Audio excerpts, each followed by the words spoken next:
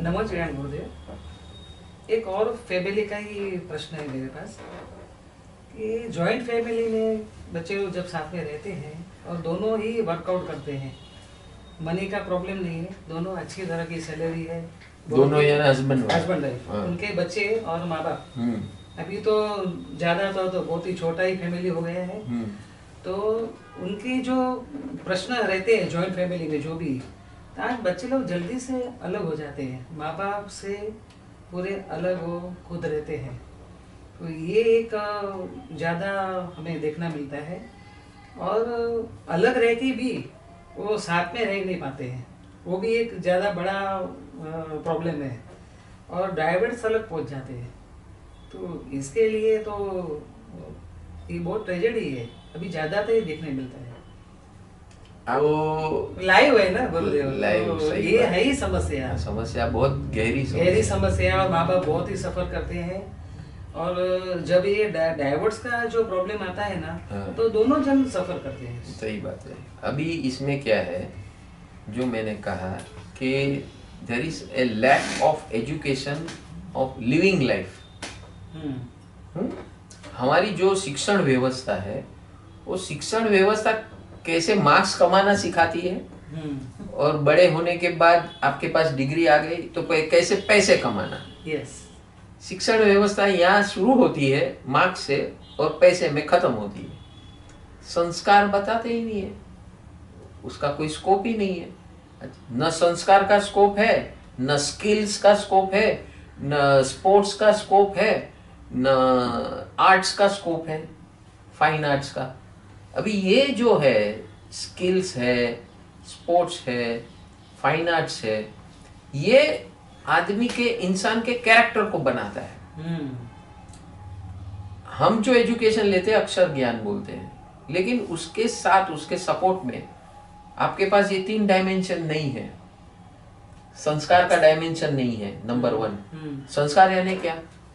To respect all, सबको inclusive लेना, हम सब एक हैं, एक दूसरे के लिए कुछ कर मिटने की भावना, ये संस्कार है।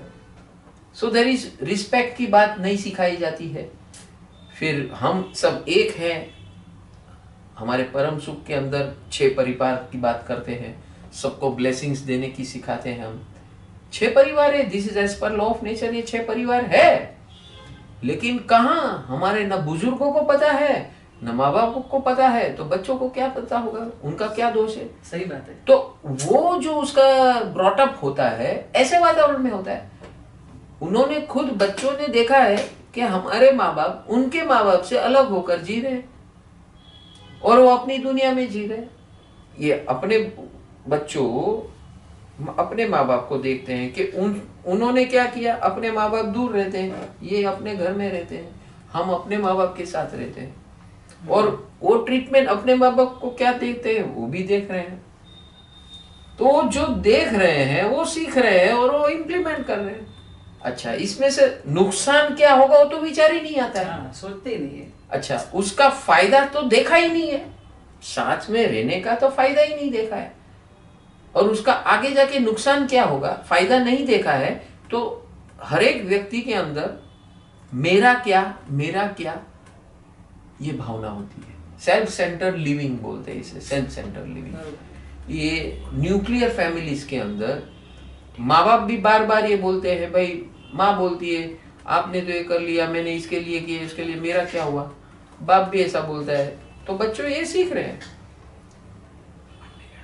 तो मेरा क्या, सेल्फ सेंटर्ड थिंकिंग, इससे वो बड़े होते हैं। फिर अगर ऐसी लड़की जो अपनी नई लाइफ शुरू करने जा रही है, वो अपने फ्रेंड सर्कल से, अपने वातावरण से, सोशल मीडिया से, जो अभी ट्रेंड चल रहा है उसमें से सीख रहे हैं, वो जिसके अंदर परिवार भावना शून्य है, अपना मंगल और कल्याण कैसे हो शून्य है, दूसरों को कैसे उपयोग होना वो संस्कार का अभाव है, रिस्पेक्ट का अभाव है। कहां से सीखेंगे बच्चे? तो फिर जब अपना संसार शुरू करते हैं, अपनी गृहस्थी शुरू करते हैं, अभी सबसे पहले तो संसार और गृहस्थी जैसा भी नहीं रहा है। सही बात है। उसमें भी रिलेशनशिप क्या है, भाई चलो शादी करके रहोगे तो थोड़ी सिक्योरिटी रहेगी, यही भावना है। बाकी तो बिना शादी भी लोग जी रहे हैं, और ये सेक्सुअल रिलेशनशिप का लाइसेंस है शादी। इस प्रकार की तो आपकी छोटी सोच है। परिवार ये सेक्सुअल रिलेशनशिप के लिए नहीं है। That is not the basis of marriage. Basis of marriage is companionship living, मैत्री भाव। और हम एक दूसरे को, हम मनुष्य है तो कुदरत ने हमें जो बनाया है, हम बने हैं टू कंट्रीब्यूट। हमारा जो अस्तित्व है वो एक दूसरे को उपयोगी बनने के लिए बनाया हुआ है। ऐसे संस्कार दिए गए नहीं है, ऐसा ज्ञान दिया गया नहीं है, इस प्रकार की लाइफस्टाइल बताई नहीं गई है, ऐसी सोच नहीं क्रिएट की गई है। तो जिस बच्ची ने शादी किया है, अभी शादी करते हैं तो कितनी 50 तो कंडीशन रखते हैं, ये होगा तो ऐसा, ये होगा तो वैसा, वो होगा तो ऐसा। और शादी करने वाली लड़की ये सोचती है कि भाई मुझे अपनी इंडिपेंडेंस चाहिए, आपके माँ बाप मेरे अंदर इंटरफेयर नहीं करने चाहिए, हमको अपने हिसाब से लाइफ जीनी है। तो एक दृष्टि से, उसकी दृष्टि से देखो तो सही है, लेकिन सामाजिक दृष्टि से, पारिवारिक दृष्टि से ढेर सारी समस्या है। क्योंकि अब जब 3 लोग रहते हैं, 4 लोग रहते हैं, और हस्बैंड वाइफ, माँ बाप काम कर रहे हैं, तो बच्चों के लिए आसरा क्या है, सपोर्ट सिस्टम क्या है? आया और बाया जो थर्ड पार्टी है, जिसके कोई बेस ही नहीं है, ऐसे लोग आपके बच्चे को संभालते हैं। वो क्या सिखाते हैं, क्या समझाते हैं, क्या, वही मेरा पीछे का प्रश्न भी वही है। तो ऐसे लोगों के साथ वो जिएंगे, बड़े होंगे, तो उनके संस्कार लेकर बड़े होंगे, तो उनकी सोच। अच्छा, दूसरा, जो जिस उम्र में बच्चों को प्रेम चाहिए, वात्सल्य चाहिए, अपनापन चाहिए, उस समय आप तो काम कर रहे हो, जॉब कर रहे हो, प्यार ही नहीं दे रहे हो। तो जो अपनापन, बिलोंगिंगनेस बच्चे को जिस समय चाहिए लाए, कौन देने वाला है? टाइम नहीं है। तो अगर हम सब साथ में रहते हैं कि एक माँ बाप है, उसके 4 बच्चे हैं, 4 बच्चे के सबके संतान है, सब एक साथ रहते हैं, तो चलो एक माँ बाप को समय नहीं है तो कोई ना कोई उसको संभाल लेगा। ये हुआ करता था ताकि ये परिवार से उसको बाहर जाने की, कोई भी रिक्वायरमेंट के लिए बाहर जाने की जरूरत ही ना पड़े। अभी सोच क्या हो गई है कि मुझे मेरी तरह जीना है, इसलिए मुझे दूसरे के साथ जीना नहीं है। उसमें आप कितना खो रहे हो, आप अकेले पड़ जाओगे। और पढ़ते हैं, जब अकेले पढ़ते हैं तो पता तो है कि अभी अकेले पड़ गए, बच्चों को कौन संभालेगा? कोई नहीं है। फिर आया बाया के भरोसे रख दो, फिर उसको जो प्यार चाहिए बच्चों को वो कोई नहीं देगा, तो कहां जाएगा बच्चा? बाहर जाएगा प्यार लेने के लिए। यही हो रहा है, इसीलिए पूरा परिवार जो व्यवस्था है डिस्टर्ब हो रहा है, और गैर तेरे के हाथ में अपने बच्चे चले जाते हैं, तो ये पूरा डिस्टर्ब्ड फैमिली लाइफ हो जाती है। और इसलिए हमारी भारतीय परंपरा के अंदर लेडीज होती है, क्योंकि ये कुदरत ने बनाया है, जो स्त्री को बनाया है, तो स्त्री के अंदर ऐसे सारे गुण दिए हैं जो पूरे परिवार को इकट्ठा रख के, सबसे तालमेल करके, सबको संभालते हुए, सबको प्रेम और वात्सल्य देते हुए चलती है। वो उसका मूलभूत गुण है, प्राकृतिक गुण है, नेचर का गुण है। और उसके आधार पे हमारी भारतीय परंपरा के अंदर ऐसे परिवार भावना, हाँ ठीक है, जब 4 दिमाग साथ में रहते हैं थोड़े डिफरेंसेस तो होने वाले हैं, लेकिन इस डिफरेंसेस को कैसे सम्मिलित करके, थोड़े डिफरेंसेस को कैसे एक दूसरे को एडजस्ट करके आगे बढ़ना, ये थोड़ा सा एडजस्टमेंट है। लेकिन आप अलग होते हैं तो 0 to 100 सारी समस्याओं को आपको अकेले फेस करना है, और उसी में परिवार टूट जाता है। और इसीलिए आज वेस्टर्न वर्ल्ड में पूरा बिखरा हुआ है, परिवार व्यवस्थाएं खत्म हो गई। पहले वहां न्यूक्लियर फैमिली हुए, न्यूक्लियर फैमिली में हस्बैंड वाइफ है, उसको सुलझाए कौन? अभी जॉइंट फैमिली हो तो कोई ना कोई समझाने वाला आ जाए, संभालने वाला आ जाए, अंदर से ही, घर के अंदर से। अभी बाहर से कोई आ जाए, आप फैमिली रहते हो और बाजू वाला आ जाए या कोई थर्ड पार्टी आ जाए तो उसमें भी शंका खड़ी होती है और मिसयूज भी होता है। तो टोटल ये ऐसा समाज खड़ा हो गया जो इनसिक्योर है। और इसमें ये सारी समस्या जो आप बोल रहे हैं डिवोर्स की, ये हमें अलग रहना है, क्योंकि उसने ऐसी दुनिया देखी है, उसने उसके लाभ नहीं देखे समूह में रहकर। हाँ, समूह में ये होता है कि आपको थोड़ा सा एडजस्ट करना पड़ता है, थोड़ा सा छोड़ना पड़ता है, लेकिन इतना सा छोड़ के इतना मिलने वाला है वो नहीं दिख रहा है। जिस दिन वो दिखना शुरू हो जाएगा तो उसके अंदर मैंने यही कहा कि संस्कार के अंदर कल्चर, रिस्पेक्ट का, giving, attitude of giving, attitude of respect, attitude of care, attitude of share, ये हमारे भारत में पहले से ही, ये वसुधैव कुटुंबकम, मेहमान आए तो भगवान है, हाँ, तो ये सब हमारे यहाँ इस कल्चर वाले हैं। जो अनजान आदमी भी आ जाता है तो उसको भी भगवान के स्वरूप में देखा जाता है, अतिथि देवो भव, ये कल्चर है हमारा। तो जब अनजान आदमी को भी हम भगवान बना सकते हैं, ऐसी परंपरा से हम आए हैं, तो हम तो अपनों के साथ जीते हैं। तो थोड़ा सा उनकी मर्जी से हो गया, दूसरों की मर्जी से हो गया, तो क्या कौन सा बड़ा पहाड़ टूट पड़ा। तो उसमें क्या होता है, एटीट्यूड ऑफ एडजस्टमेंट, कैसे भी करके एडजस्ट कर लेना, ये एक एटीट्यूड बन जाता है। और जो न्यूक्लियर फैमिली में पैदा होकर बड़े होते हैं और अकेले होते हैं या 2 बच्चे होते हैं, तो एटीट्यूड उसका ऐसा होता है, नहीं, आई विल नॉट शेयर, हम किसी को नहीं देंगे, ये सब हमारा है, ऐसा है। वो एटीट्यूड ही ऐसा होता है, सेल्फ सेंटर्ड एटीट्यूड, देने की कोई भावना नहीं है। और फिर बड़े होकर जब वो शादी करते हैं तो वो पहले यही डिमांड करते हैं, भाई हमको अकेला रहना है, ये करना है। वो कितना खो रहे हैं उसका उसको अंदाज नहीं है, और कितना उसको उसके लिए सफर करना पड़ता है वो भी उसको अंदाज नहीं है।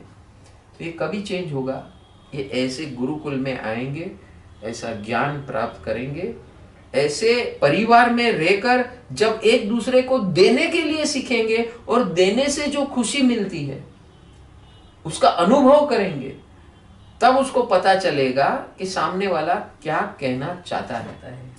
आप देने से जो खुशी पाओगे, देने से लोग आपके तरफ प्रेम से आएंगे, वात्सल्य से आएंगे, वो जो है उसकी वैल्यू इस दुनिया में कोई भी पैसे से नहीं भर सकता है, वो तुलना हो ही नहीं सकती वो।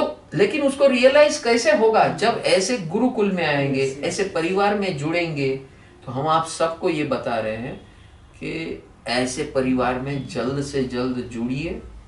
परम सुख, टोटल वेलनेस, टोटल वेलनेस यानी आपकी शारीरिक समस्या, मानसिक समस्या, पारिवारिक समस्या, आर्थिक समस्या, सामाजिक समस्या, सारी समस्या और आध्यात्मिक इवोल्यूशन, ये सारा कुछ ये एक ही स्थान में आपको मिलेगा।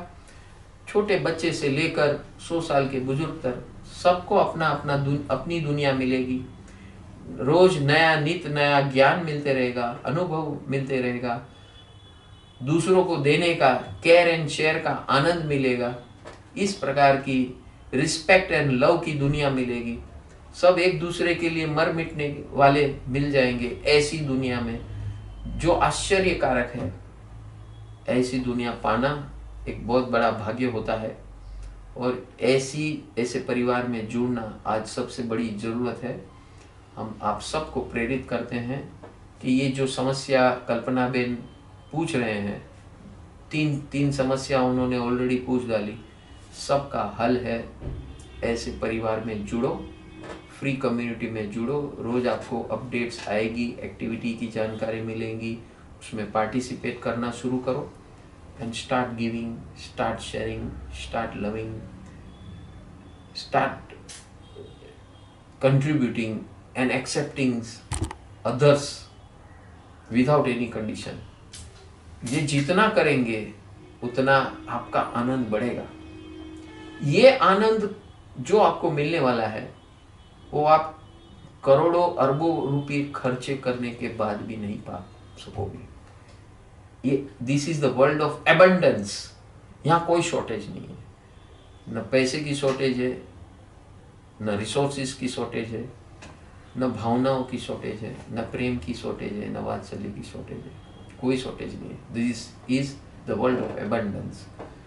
सो I invite you and motivate you to join this immediately, just now. उस व्हाट्सएप लिंक पे क्लिक करके आप कम्युनिटी में ज्वाइन हो जाइए, सारा परिवार ज्वाइन हो जाइए।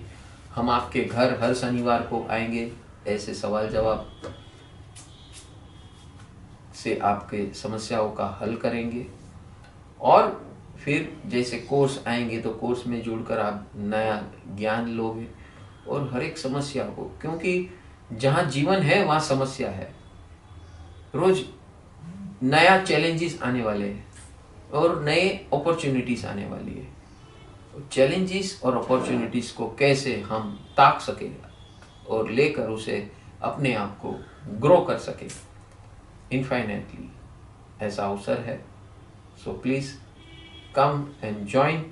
Whole family should join, every member should join individually, independently. ये मेरी गुजारिश है।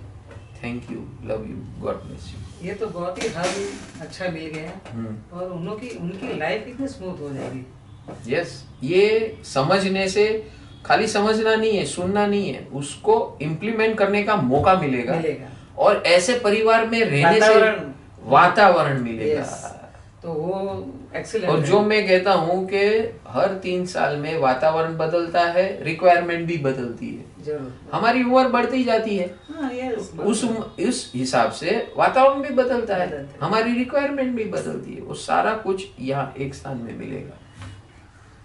बहुत बढ़िया, और उनका जो सॉल्यूशन है बहुत बढ़िया है, और अवश्य उन्हीं सभी की ब्लेसिंग हमें मिलेगी। Thank you.